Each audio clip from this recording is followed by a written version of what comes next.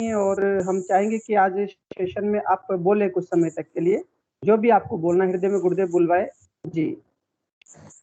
हाँ जी, हाँ जी। जय गुरुदेव सभी को। जी। अनुभूति तो कुछ नहीं है, लेकिन एक रियल हादसा है मेरे हॉस्पिटल का, कि जी। गुरुदेव अपने बच्चों को कैसे मुसीबत से बाहर निकालते हैं ना, तो वो मैंने 2-3 साल में ये फर्स्ट टाइम महसूस किया कि गुरुदेव हर पल हमारे साथ ही रहते हैं। एक्चुअली हुआ क्या कि 12 मई को जब ये कोविड बहुत चरम पे चल रहा था ना, तो उस समय कोई एक लावारिस मरीज को हमारे पास छोड़ के गया इमरजेंसी में, 108 एम्बुलेंस से। जी। जी। तो अब 108 वाले ने उसकी स्लिप बनाई और हमारे को दे के चला गया। कोई साथ में अटेंडेंट था नहीं उसके, और हमारी जो टीम थी उन्होंने डॉक्टर को बुला के और दिखा दिया। और क्योंकि उस समय बेड की बहुत मारामारी थी, तो पेशेंट व्हील चेयर पे या जहां भी उनको जगह मिल रही थी वैसे ही सो रहे थे, और वो पेशेंट स्ट्रेचर पे ही था। तो हमने दिखा दिया, हमने हमारा ट्रीटमेंट कैरी आउट कर दिया। और जब जब 2 बजे हमारी ड्यूटी चेंज हुई, तो हम आगे चार्ज में उसको दे के आ गए। होता ये है कि बेड खाली नहीं होने की वजह से उस पेशेंट को एडमिट तो किया नहीं था, ओपीडी स्लिप के ऊपर ही था वो। लेकिन नाइट के अंदर जो डॉक्टर साहब थे ना, उन्होंने उनको कि चलो इसके साथ कोई नहीं है तो अपन इसका एडमिशन एक बार बना देते हैं, है ना, और स्ट्रेचर पे इसकी केयर करेंगे। और स्ट्रेचर पे उसका ट्रीटमेंट नाइट वाले स्टाफ ने भी किया। और रात को 3 बजे के लगभग वो पेशेंट एक्सपायर हो गया। ओहो। फिर जब मैं 13 तारीख को मॉर्निंग में गई इमरजेंसी में, तो मेरे को मेरे स्टाफ ने बताया, भाई ऐसे ऐसे जो कल पेशेंट था वो ऐसे एक्सपायर हो गया, उसके साथ वालों का कोई पता नहीं है, और ये उसकी डेड बॉडी यहाँ पे है। तो हमने उसकी डेड बॉडी मॉर्चरी में शिफ्ट करवा दी।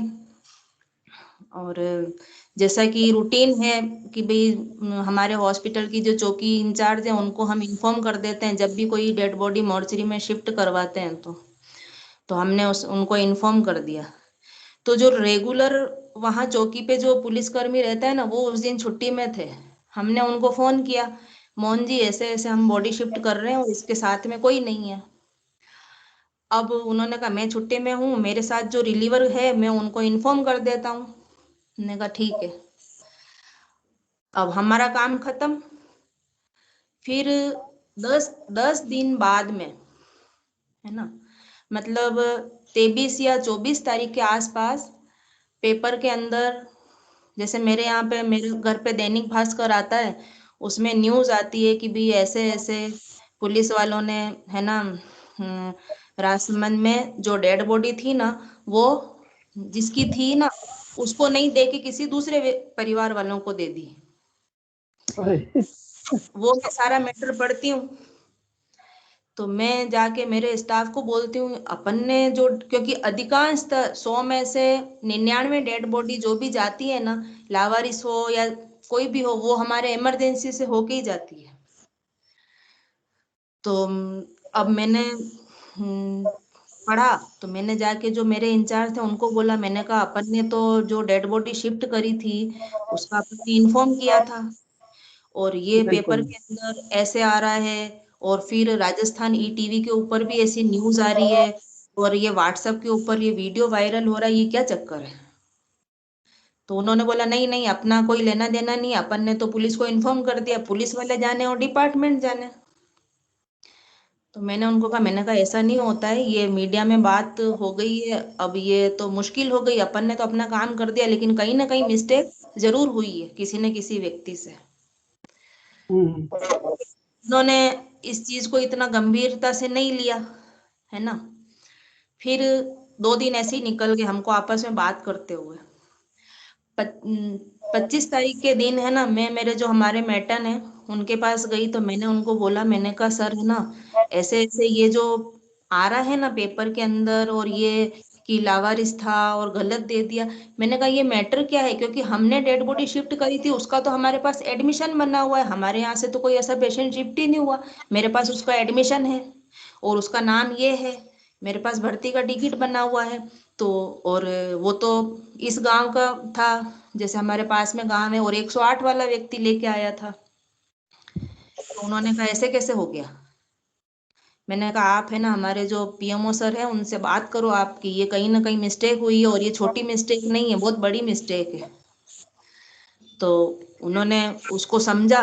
फिर सर को 1 बजे बोला, मैंने उनको सवेरे 9 साढ़े 9 बजे करीब इन्फॉर्म किया था, उन्होंने सर को 1 बजे बोला। तो सर ने मेरे को बुलाया, पीएमओ सर ने, कि चेतना मैडम क्या हुआ है ना। मैंने कहा सर देखो ये मेरे पास टिकट है और ये उसका नाम ये है और हमने इन्फॉर्म किया सारा। तो बोले ये तो मेरे को तो किसी ने बताया ही नहीं, मेरे को तो ऐसे बोला कि लावारिस है, साथ में कोई नहीं है। और पुलिस वालों ने भी ऐसे ही बोला कि इसके साथ में कोई नहीं है। और इस बीच में क्या होता है कि कांकरोली के अंदर कोई गाडुले लुहार परिवार होता है ना, उनका कोई आदमी खो जाता है उस 13 तारीख से 23 तारीख के बीच में। तो वो पुलिस वाले उस फैमिली को पकड़ के लाते हैं और वो डेड बॉडी उसको सुपुर्द कर देते हैं। अरे तो वो उसका दाह संस्कार भी कर देते हैं और सब कर देते हैं। और जिस दिन 23-24 तारीख को अखबार में जिस दिन खबर आती है, उसी दिन एक दिन पहले शाम को वो आदमी जीवित लौट के आ जाता है। तो ये सारी पोल खुल जाती है कि हमारा आदमी तो जीवित था और ये पता नहीं किसकी डेड बॉडी दे दी इन्होंने हमारे को। तो अब वो पुलिस वाले और एसपी और मीडिया, मतलब 2-3 दिन तक अखबार के अंदर और है ना इस पे व्हाट्सएप के ऊपर और टीवी के अंदर बहुत घमासान चलता है, और सारी असलियत मेरे को पता है ना। अब मैं, मेरे बच्चों को और मेरी मम्मी भी आए हुए थे घर से, तो मैं उनको कहती हूँ कि ऐसा मतलब कहाँ मिस्टेक हुई, मेरे को समझ में नहीं आ रहा है कि ये मतलब गलती कैसे हुई, जबकि वो पेशेंट मैंने मेरे हाथ से शिफ्ट करवाया। अब मैं गुरुदेव से प्रार्थना करती हूँ। अब जो है ना, जो पुलिस अधिकारी थे ना, एएसआई, वो सब मुझे फोन करें आप थाने में आओ। मैं थाने में क्यों आऊंगी, मेरा क्या रोल है भाई, मेरी तो गलती हुई नहीं ना भाई, मैंने तो जो नियम था उस नियम के अनुसार बॉडी शिफ्ट करवा दी, और जो पुलिसकर्मी था उसको इन्फॉर्म कर दिया, मेरा काम खत्म। पुलिस वालों की जिम्मेदारी है कि लावारिस ला था वो, तो उसको इंक्वायरी करें कि कहाँ था कौन था, 108 वाले से पूछते। उन्होंने बस जिसका खोया हुआ था उसी को मान के और डेड बॉडी उन्होंने दे दी, और उन्होंने भी दाह संस्कार कर दिया। अब ऐसे करके उन्होंने हमारे सारे स्टाफ को एक एक करके फोन किया, एसआई सर ने। तो सब ने मेरे को फोन किया, मैंने कहा कोई भी थाने में नहीं जाएगा, अपना कोई रोल नहीं है, और अपना जो भी होएगा ना, तो वो नियम के अनुसार अगर उनको इंक्वायरी करनी है तो अपने हॉस्पिटल में लेटर बना के भेजेंगे और अपन यहाँ जवाब देंगे। अब मैंने गुरुदेव से प्रार्थना करी, गुरुदेव आप ही बता सकते हो, क्योंकि सारी जो थी ना उन्होंने हमारे ऊपर डाल दिया कि मिस्टेक तुम्हारे इमरजेंसी से ही हुई है। अब आप देखो, मैं गुरुदेव से मतलब इतनी मैंने प्रार्थना करी, गुरुदेव मतलब हमारी कहीं गलती नहीं, मेरे स्टाफ की गलती नहीं, मेरी गलती नहीं, लेकिन अब ये मीडिया में इतना उछल गया, और अब ये कैसे सेटल होगा। सर बोले कि ऐसा करो कि है ना, इसका जो एडमिशन टिकट है उसको फाड़ दो और इसको है ना लावारिस की पर्ची बना दो। मैंने कहा सर ये 400 मैं नहीं करूंगी, मैंने बिल्कुल साफ मना कर दिया। वो भी नाराज हुए, क्योंकि उन्होंने भी लेटर यहाँ से भेजा था कि हमारे पास में ऐसी ऐसी है ना पेशेंट है और ये इसकी डेड बॉडी पड़ी है और कोई है नहीं है साथ में, तो आप इंक्वायरी करो। अच्छा, वो इसलिए फंस रहे थे कि उन्होंने रिटर्न में वहां थाने में लेटर भेज दिया था। तो अब 3 दिन तक ये चला। फिर सर ने, मैंने कहा सर ऐसा गलती तो हुई है ना, कि भले अपनी तरफ से हुई हो या पुलिस वालों की तरफ से हुई हो, लेकिन वो मानेंगे नहीं। तो अपन ऐसा करते हैं कि उनको, उनसे एक लेटर मंगवाओ कि भाई अगर ऐसा है तो आप हमारे को इसका दो कि भाई आपके पास क्या कागज है। तो सर ने उस चीज को मान लिया कि हाँ ठीक है। फिर उनको बुलाया, ऐसे हिसाब से फोन पे बात करी कि भाई ऐसे ऐसे हमारे पास इसका एडमिशन था और भाई ये मिस्टेक तो हुई है। अब आप देखो कि 1 दिन 2 दिन तक जो ऐसा ही हमारे को इतना तंग कर रहा था फोन कर करके, है ना। उसके बाद में आज तक कभी फोन ही नहीं आया, मैंने उसका सारे कागज कंप्लीट करके दिए, थाने में पहुंचा दिए, पीएमओ साहब को पहुंचा दिए, सब डिपार्टमेंट में जैसे जैसे स्टेप बाय स्टेप था सब पहुंचा दिए। और गुरुदेव ने है ना उस मसले को जैसे कुछ हुआ ही नहीं हो ना, ऐसे शांत कर दिया ना बिल्कुल। मतलब कोई भी अधिकारी है ना उस जिम्मेदारी को अपने ऊपर लेना नहीं चाह रहा था कि हाँ भी गलती हमसे हुई है। कि सर ने बयान दिया बिना इंक्वायरी किए हुए कि डेड बॉडी कहाँ से आई, और पुलिस वालों ने बिना इंक्वायरी किए हुए डेड बॉडी ऐसे सौंप दी। उन्होंने सब हम छोटे कर्मचारियों के ऊपर सब डाल दिया ऐसे, है ना। तो गुरुदेव ने हमारे को ऐसे बचा लिया ना जैसे कुछ हुआ ही नहीं हुआ। और सारा स्टाफ जो मेरे साथ वाले थे ना, वो सब एक ही चीज बोल रहे थे कि चेतना सिस्टर आपको है ना इतनी टेंशन नहीं हो रही है क्या, इतना बड़ा मैटर हो गया और ये सब आपके ऊपर डाल रहे हैं। मैंने कहा नहीं मेरे को कोई टेंशन नहीं हो रही है, क्योंकि मेरे को पता है जो मेरी गलती नहीं थी। और सब गुरुदेव है ना सब जानते हैं, और गुरुदेव सारा मैटर है ना बहुत शांत तरीके से सुलझा लेंगे। बोले नहीं आप इसको इतना मतलब इजी मत लो, ये बहुत बड़ा मैटर है। मैंने कहा मेरे को पता है बहुत बड़ा मैटर है, लेकिन ये है ना गुरुदेव ही संभालने वाले हैं। पता गुरुदेव ने ही मेरे को कुछ शिक्षा देने के लिए ऐसा किया होगा, है ना, कि गुरुदेव कैसे बचाते हैं हमारे को, या तो ये बताना चाह रहे होंगे, या मेरा विश्वास कहीं कमजोर पड़ रहा होगा। तो गुरुदेव के प्रति मेरा विश्वास अटूट हो गया उसके बाद में कि हाँ गुरुदेव हर पल हमारे बच्चों की रक्षा करते ही हैं। बहुत सुंदर है, बहुत सुंदर है, बहुत सुंदर है। सच में हमारे गुरुदेव जो वास्तव में है ना, हम नहीं सोचते, वो गुरुदेव सब कर देते हैं। और उनके लिए वास्तव में कोई मैटर बड़ा नहीं है, क्योंकि संपूर्ण सृष्टि के मालिक है वो। उनके लिए मैटर तो कुछ है ही नहीं, वो तो उनके संकल्प मात्र से सारी प्रकृति स्वयं सब काम करवा लेती है ना। जी जी जी, जी। बहुत सुंदर। उसके बाद में मतलब है ना सर भी बोलने लग गए इतना बड़ा मैटर था, और ये मतलब इतना इजी आसानी से सुलझ जाएगा, मेरे को विश्वास नहीं था कि ये मतलब वो एसआई सर और एसपी सर इतनी आसानी से इसको मान लेंगे। और मीडिया तो बिल्कुल गायब ही हो गया पता उस मैटर से, बिल्कुल कि कुछ ऐसा मैटर हुआ भी था। मतलब गुरुदेव ने मतलब इतना शांत तरीके से इस मैटर को सुलझा दिया ना। हम्म, बहुत सुंदर जय है। और भी कुछ, और कुछ भी कहना चाह रहे हैं आप? नहीं जी, जय गुरुदेव, बस अभी तक तो जय गुरु। इतना ही। बहुत सुंदर है। और भाटी जी गुरु भाई हमारे बीच में, खुशी भाटी नाम से आईडी थी, वो भाटी जी गुरु भाई कुछ कहना चाह रहे थे, आपने हैंड्स अप किया था। गुरु भाई आपका स्वागत है, आप अपना माइक अनम्यूट कर लें प्लीज।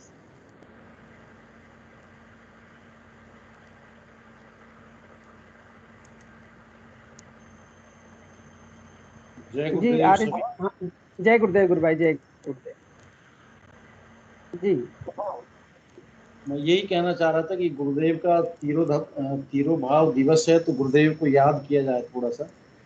बिल्कुल बिल्कुल। हमारे बीच में हिंगू जी हैं, तो हिंगू जी और मुलाकात होती है काफी, जब गुरु पूर्णिमा पे जाते हैं हम लोग, तो हिंगू जी से जुड़े हुए हैं। तो मेरे ख्याल से हिंगू जी गुरुदेव के बारे में कुछ बताएं तो ज्यादा बढ़िया रहेगा। गुरुदेव से संबंधित आज चर्चा होनी चाहिए कि गुरुदेव इस तरीके से जो कृपा बरसाते हैं, ये ठीक है, उन्होंने बहुत अच्छा बताया।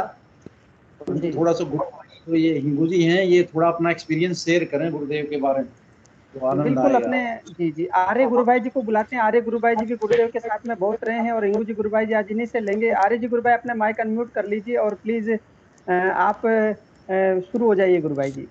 जय गुरुदेव। जय गुरुदेव गुरु भाई, जय गुरुदेव। सभी गुरु भाइयों बहनों को जय गुरुदेव।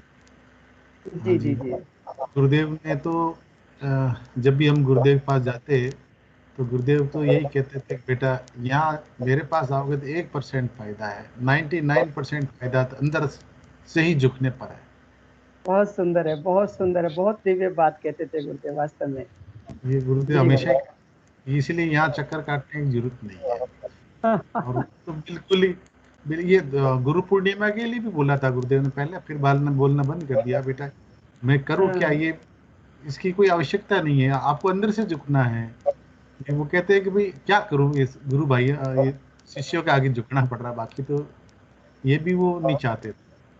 क्यों उसमें गुरुदेव को फिजिकली परेशानी हो जाती थी, क्यों 4-4 5-5 घंटे जब गुरु पूर्णिमा होती थी या जन्म दिवस होता तो 5-6 घंटे बैठना पड़ता था, और जी वो गुरु भाई जी बिल्कुल। सूजन आ जाती थी। लेकिन वो जी क्या करते, शिष्यों के लिए बैठते।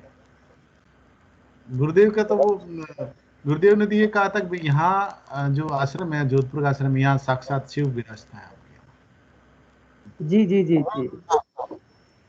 कि यहाँ साक्षात शिव बैठे हैं। और गुरुदेव ने एक बार भी ये कहा था कि बेटा ये जो है ना प्रकाश है ना, जैसे एक नदी का पानी कैसे उतरता है, वैसे ये प्रकाश मेरे शरीर में उतरता है। और हर रोम रोम से, हर बात से, हर दृष्टि से वो प्रकाश बाहर निकलता है। ये उन गुरुदेव ने ये भी बात की। बहुत सुंदर, आनंद आ गया सर।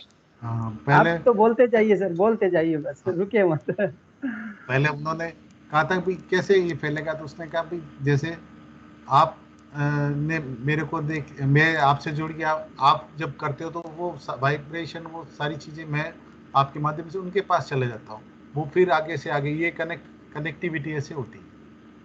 बिल्कुल ठीक है, परमाणु विकिरण वाली कनेक्टिविटी है ये। जैसे जी परमाणु बिल्कुल बिल्कुल। वैसे ही ये गुरुदेव का प्रकाश ये से चलता है। पहले पहले जब गुरुदेव से नहीं जुड़ा था मैं, गुरुदेव नहीं जोड़ा मेरे को, जुड़ना तो मेरे लिए बस की बात नहीं, वो जोड़ना उनके प्रभु के बस की बात है। तो मेरे एडी में बड़ा पेन होता है, दोनों एडियो में। तो हाँ मैंने जी। डॉक्टर को दिखाया था, तो डॉक्टर ने कहा भाई एडी हो गया तो ऑपरेशन करके थोड़ी हड्डी काटनी पड़ेगी,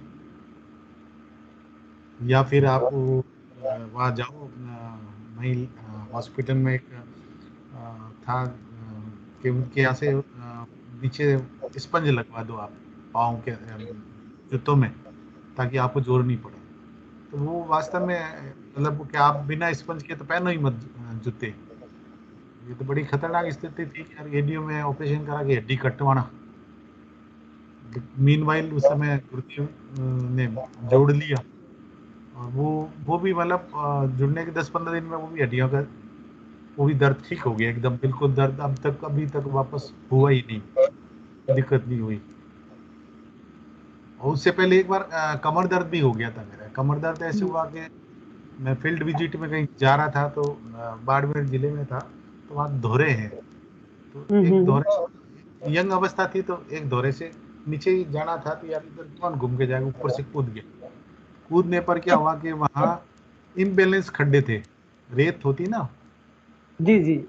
एक रेत बड़ी बड़ी थी, हल्की थी, तो उसमें पाँव गिर गया, इम्बैलेंस हो गया, तो उसमें मेरे हड्डी में, वो रीढ़ की हड्डी में दर्द आ गया, और कमर दर्द, बैठ ही नहीं सकता था मैं, कि बिना सहारे तो बैठ ही नहीं सकता था, सहारा लेना ही पड़ता था।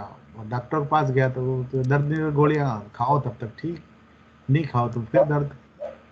तो वो दर्द भी मेरा, गुरुदेव ने इतनी एक्सरसाइज करवाई ये गर्दन की, गर्दन को खूब तेजी से घुमा, ध्यान में बैठ देता शुरू शुरू में तो बहुत तेजी से घूमती थी गर्दन, आगे पीछे, ठेठ आगे, ठेठ यूं आगे, फिर बहुत ठेठ पीछे एकदम, फिर राइट लेफ्ट, और यू मूवमेंट बहुत तेजी से, और वो कमर दर्द भी एकदम खत्म हो गया। और जी फिर गुरुदेव कहते हैं ना, ये तामसिक वृत्तियां बदलती है। तो हम तो किसान परिवार से थे, तो हमारा लहसुन प्याज तो घर में खाते ही हैं, घर में पैदा होता खाते ही हैं, तो वो भी छूट गया। वो अब खा लेता हूँ तो बहुत ज़्यादा शरीर में बदबू आती है, कहीं खाना जी। होता है रिश्तेदारी नातेदारी में, तो बदबू आती है। और लहसुन वो 2-3 दिन रहेगी, वो उसका गैस बनाता रहेगा, वैसा रहेगा, मतलब खा, और ये बदबू बहुत तेज आती है, लहसुन की बदबू जी बहुत तेज आती है, मतलब खा नहीं सकते हम वो। तो ये सात्विक व्रती, इस ढंग से गुरुदेव सात्विक व्रती भी बना देते हैं। जी गुरु भाई। एक हमारे गुरु भाई के स्टोन था, पथरी थी, तो उनको हम ले गए थे, तो उन्होंने दीक्षा ले ली थी। फिर उनके भी महीने 2 महीने में उनके पेशाब के जरिए उनका स्टोन निकल गया, जी और किडनी का स्टोन ठीक हो गया।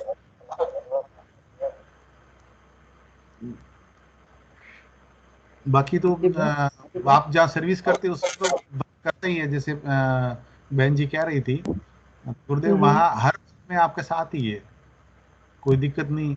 मैं तो हर समय लक्ष्य प्राप्त करना या कैसे करना वो करवा देता था। कई बार बिल्कुल सही।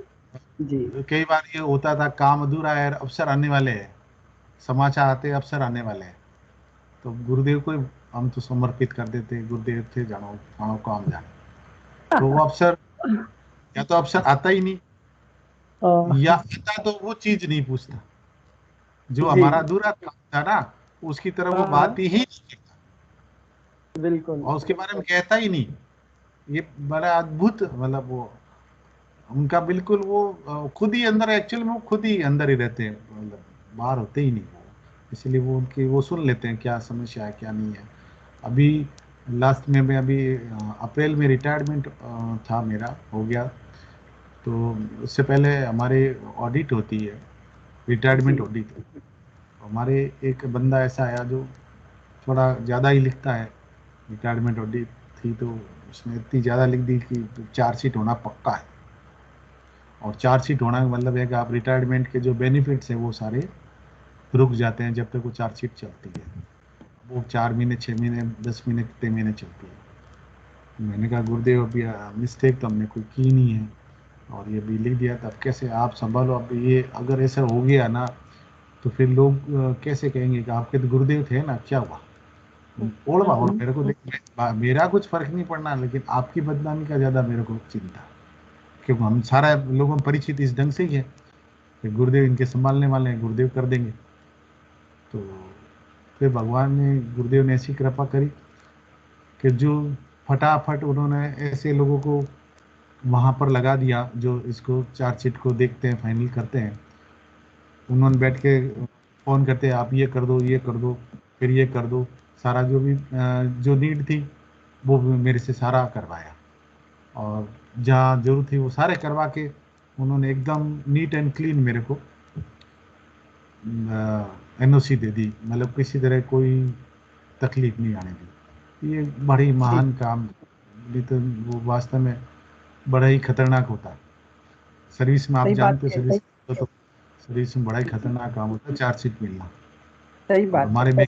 हमारे बैंक में तो चार्जशीट मिलती है तो बड़ा ही वो आर्थिक नुकसान देखी जाती है। इंक्रीमेंट जी। रोक लेते हैं, प्रमोशन डी प्रमोट कर देते हैं, ऐसे बहुत सारे, उनका कोई भरोसा नहीं का कि कैसे बैठे।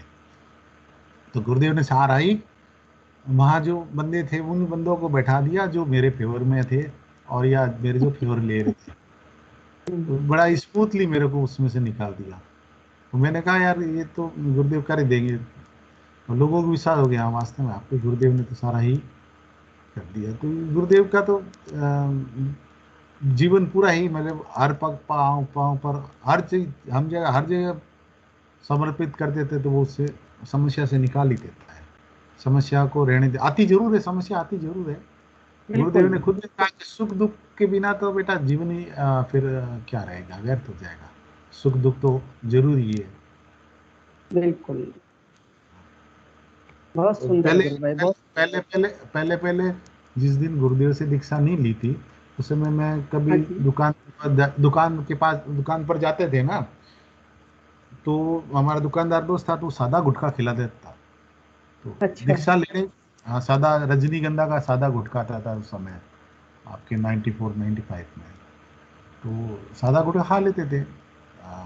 जर्दे वाला तो हमारे पहले ही था नहीं। तो उस दिन दीक्षा लेने के बाद मैं वापस गया, एक दिन बाद ही उसके पास गया, उसने सादा गुटखा खिला दिया। मैं खा के उस दुकान से करीब 15-20 कदम चला होगा तो मेरे को चक्कर आने लग गए जोरदार। मेरे मुंह में था, मैंने तुरंत गुटखा थूका। मैंने कहा ये गुटखा अब खाना गुरुदेव ने मना कर दिया। एकदम ही झटके में छूट गया। मतलब मेरी आदत नहीं थी लेकिन वो भी खाने नहीं देंगे। मतलब गुरुदेव ने स्पष्ट कहा था कि आपको चीज़ें छोड़ने की जरूरत नहीं, चीज़ें आपको छोड़ देगी। तो वो ऐसा अभ्यास करवा देते हैं, ऐसे खुद हाजिर होते हैं, वो करवा देते हैं, अंदर बैठे हैं। आपको आपको क्या करना है ये आपको पता नहीं, वो कुंडली जगत जननी को पता है कि आपके अंदर क्या क्या चीज़ें जरूरती है, क्या करवाना है क्या नहीं करवाना है, कहाँ पहुँचाना है। अभी तो वैसे कोई अभी तो नहीं, पहले पहले जरूर मतलब गहरा ध्यान लगता था। अब तो इन दिनों में तो इस समय पिछले 5-10 सालों से नहीं चल लगता है, लेकिन गुरुदेव जो काम ड्यू है वो करवा देते हैं। वो तो वो तो यही है कि नए साधुओं को इसीलिए करवाते हैं, जैसा मेरा अनुभव यही कहता है, ताकि गुरुदेव में विश्वास बना रहे आपका। जी जी गुरु भाई जी। जी। हाँ, विश्वास को चलिए। पक्का करने के लिए उनको अनुभव करवाते हैं। और बाकी कुछ साधकों के लिए तो उनका अलग मामला ही है। जो गुरुदेव ने स्पष्ट कहा था कि यहाँ टाइम का कोई मतलब ही नहीं है।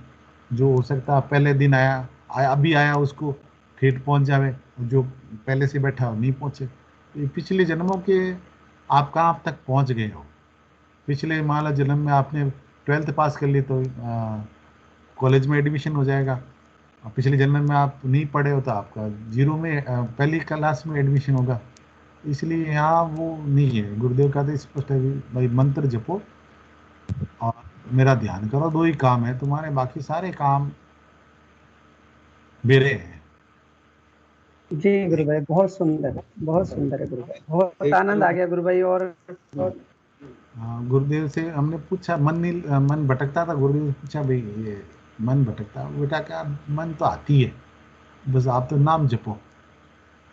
मन का कंट्रोल करना काम गुरुदेव का है, वो अपने आप ही करेंगे। तो उनको जो जिसको करवाना वो करवा देते हैं, जिससे जो काम लेना वो ले लेते हैं, जिसको दीक्षा देना वो देते हैं, जिसको दीक्षा देना नहीं देते हैं।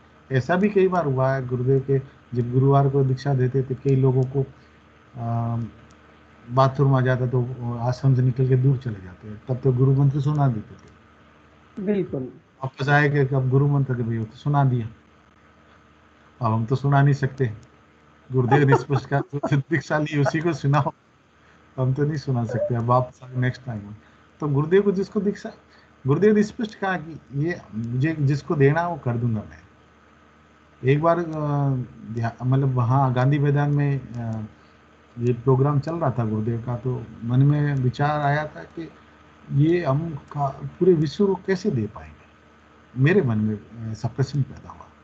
तो गुरुदेव ने चलते स्पीच में कहा कि ये ब्रह्मांड और पिंड का सिद्धांत है बेटा, इसमें गुरु क्या करेगा, अंदर पिंड के अंदर है सारे, तो पिंड के अंदर जाके सबको दीक्षित कर देगा, बाहर छाड़े की जरूरत ही नहीं। मैंने जो प्रश्न किया उसका उत्तर उन्होंने फटाफट दे दिया। हमारे प्रयास तो वास्तव में कुछ नहीं है, हमारे बौद्धिक प्रयासों का कोई महत्व नहीं बच जाता ना इस आध्यात्मिक जगत में। गुरुदेव कैसे क्या करवा लेंगे वो एक ही पल में। जी जी, बहुत सुंदर नहीं है। बिल्कुल बिल्कुल। उन्होंने देखो उत्तरपाड़ा भाषण में महर्षि अरविंद को कहा था भगवान श्री कृष्ण ने कि जो काम तुम आज़ादी के लिए कर रहे हो वो भी मेरा काम है, और जो इनका विरोध वाला काम करते हैं वो भी मेरा ही काम है। तुम तो सिर्फ और सिर्फ मेरे यंत्र मात्र हो, और तुम करोगे ठीक है, नहीं करोगे मैं दूसरों से करवा दूंगा, मेरा काम रुकने वाला नहीं है। तो हम तो सिर्फ गुरुदेव के यंत्र मात्र है, उसको जो जिसको जिसके करवाना है उसको वो करवा देगा।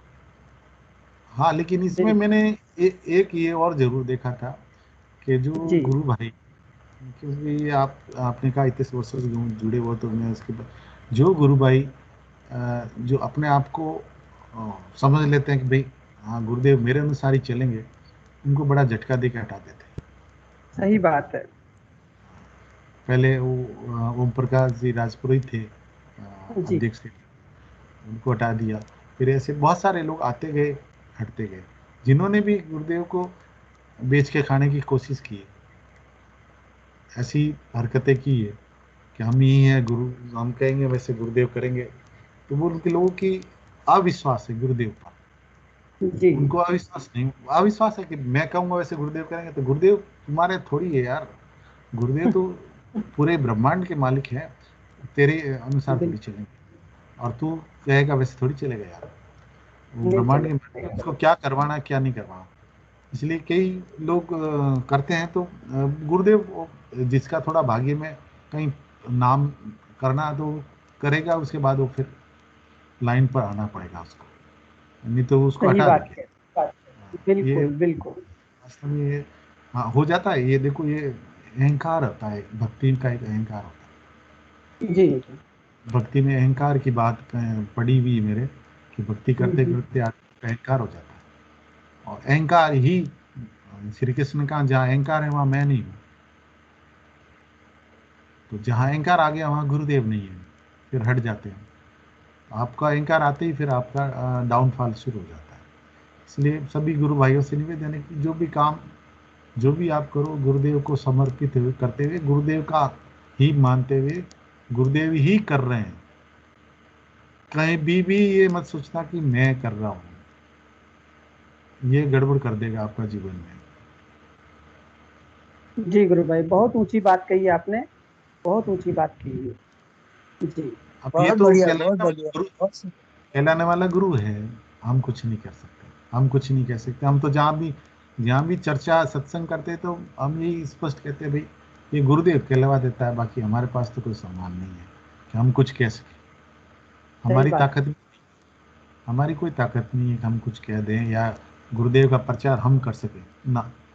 गुरुदेव करवाते हैं, हम तो उनके कुटपुतलियां हैं, जैसे वो नाच नचाए वैसे नाचते हैं। जय गुरुदेव साहब। जी गुरु भाई, बहुत सुंदर गुरु भाई, बहुत सुंदर अनुभूति सुनाई। और मैं इस गुरुदेव के अंतर्ध्यान दिवस के अवसर पर मेरे को एक अनुभूति बड़ी सुंदर हुई थी। गुरुदेव 5 जून को शरीर छोड़े, उससे पहले उस दिनों से मुझे कंटिन्यू गुरुदेव खुले आसमान में दिखाई देते थे। और मुझे एक वाक्य, बस एक ही वाक्य अंदर से निकलता था उस समय, बेटा चलने का समय आ गया है। तो मैं जब भी ऐसे वाक्य सुनता तो मैं घबरा जाता था कि मुझको मेरा मेरा चलने का समय आ गया है, मतलब क्या है, मतलब ये विषय मुझे समझ में नहीं आता। मतलब हर पल वो जिधर भी, जहीं पर भी, जैसे आसमान में आग जाएगी कि सामने गुरुदेव प्रकट हो जाएंगे, आसमान में बैठे हुए नजर आएंगे। और उसी समय एक बड़ी विचित्र घटना घटी कि मेरे एक्वेंटेंस से परिचित थे, उनकी पत्नी एक्सपायर हुई। मैं उसके संस्कार में के लिए शाम को 3-4 बजे वहां पहुंच गया। तो वहां पर जैसे उसकी वो अर्थी को बाहर निकाला गया, तो मैं क्या देखता हूँ कि वो, मैं अर्थी को देख रहा हूँ और सामने मेरी आंख ऊपर चली जाती है और वह सड़क पर से गुरुदेव आसमान में दिखाई देते हैं।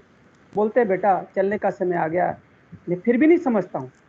और शमशान घाट तक चला जाता हूँ, वहां पर वो चिता उसकी जलाई जा रही है, वहां पर भी फिर वही गुरुदेव, मैं दूर बैठ जाता हूँ, फिर गुरुदेव कहते हैं बेटा चलने का समय आ गया। मैं समझ नहीं पाता हूँ। 5 जून के दिन भी शाम को 7-7:30 बजे मैं ध्यान करके उठता हूँ, छत पर फिर खड़ा होता हूँ, फिर गुरुदेव सामने चंद्रमा के वहां पर दिखाई देते हैं, फिर बोलते हैं बेटा चलने का समय आ गया। तो मैं बड़ा घबरा जाता हूँ कि मेरा चलने का समय आ गया, मैं कुछ समझ ही नहीं पाया। और उसके बाद में बड़ी शाम को विचित्र घटना घटी कि भोजन वोजन करके हम लोग बैठे थे और हम आराम से बातचीत कर रहे थे, ऐसे गुरुदेव के अचानक समाचार मिला कि गुरुदेव अंतर ध्यान हुए हैं। और इतने में मेरे मकान मालिक, में किराए के मकान में रहता था, नीचे मकान मालिक रहते थे, ऊपर में किराए से रहता था। नीचे से मकान मालिक टॉर्च लेकर के घूम रहे थे छत के ऊपर। मैं कही क्या करने घूम रहे टॉर्च लेकर के। फिर वो चले गए, कुछ नहीं बोले। सुबह में जैसे उठे और वो सुबह में मेरे पास आए उठ करके और मुझे सुनाते हैं कि सर रात को छत पर चोर आ गया था और हमारे घर में चोर घुस गया। मैंने कहा कि क्या हुआ, कैसे घुस गया। क्योंकि मेरी पत्नी जल्दी सो जाती है, उनकी पत्नी सुबह 3 बजे उठती है तो वो 9 बजे सो जाती है। तो वो मैं चिल्ला रही है जोर जोर से। क्या अच्छा, उसने गुरुदेव को कभी देखा नहीं, गुरुदेव के दर्शन को कभी नहीं सुना उसने, लेकिन वो ध्यान और मंत्र जप का प्रभाव देख के उस घर के अंदर जो नींद में चिल्ला रही कि चोर आ गया है, चोर आ गया है, इस धोती कुर्ते वाले चोर को इस सोफे पर बैठा, इसको निकालो, बाहर निकालो इसको। वो अंकल को बोलो, ऊपर वाले को, इनका मिलने वाला चोर है, ये मेरे घर में घुस गए हैं। और वो जोर जोर से नींद में चिल्ला रही। वो जागते हैं, और वो जागते हैं, वो मकान मालिक को वो जाकर के छत पर टॉर्च वोर्च देखते, उसे ढूंढते कि भी चोर कहाँ आ गया। और वो जोर जोर से चिल्ला रही हो, घंटे भर तक ऐसे चिल्लाती रहती हो कि चोर आ गया है, चोर आ गया है। वो धोती कुर्ता, सफेद धोती कुर्ता पहन करके जो सोफे पर बैठे उनको निकालो बाहर। जब ये बात मुझे सुनाई थी, तो देखो उधर गुरुदेव शरीर छोड़ रहे हैं और इधर इस महिला ने, जिसने कभी जीवन में गुरुदेव का स्वरूप देखा नहीं, वो गुरुदेव के स्वरूप को नींद में चिल्ला रही जोर जोर से। तो सच में हमारे गुरुदेव, इस बात से ये मुझे अनुभव हुआ कि गुरुदेव अजर अमर अविनाशी हैं, ओमनी प्रेजेंट हैं। वो कोई शरीर नहीं छोड़ते। वो तो एक लीला के रूप में कार्य कर रहे हैं। तो ये अनुभूति जब मैंने सुनी तो मैं, मतलब मुझे 4-5 दिन तक तो सन ही रह गया कि ये कैसे संभव है कि शरीर छोड़ दिए और यहाँ पर उस महिला को दिख रहे और वो बोल रही जोर जोर से। तो इस प्रकार की गुरुदेव की दिव्य अनुभूतियां हैं। और मुझे 4-5 दिन तक कंटिन्यू गुरुदेव बोले, तब मुझे समझ में आया कि गुरुदेव वास्तव में हमको बता रहे थे कि बेटे क्या होने वाला है। और ये बहुत, उस गुरुदेव के महाप्रयाण दिवस पर जब मुझे ये अनुभूति याद आती है तो मेरी आंखों में से आंसू निकल आते हैं कि वो क्या गुरुदेव दिव्य स्वरूप हैं। और वो घट घट के वासी हैं, संपूर्ण सृष्टि के जड़ चेतन में व्याप्त हैं। ऐसे प्यारे गुरुदेव को मैं सत सत वंदन करता हूँ। और भी कोई गुरु भाई बहन इस अवसर पर अपना विषय रखना चाहते हैं तो बोल सकते हैं, हाथ खड़ा कर सकते हैं। नहीं तो फिर मैं हिंगू गुरु भाई जी से आग्रह करूंगा कि सेशन का गुरुदेव के चरणों में समापन करें, समर्पित अर्पित करें। पंकज गुरु भाई जी। जी भाई साहब, जय गुरुदेव। जी जय गुरुदेव गुरु भाई।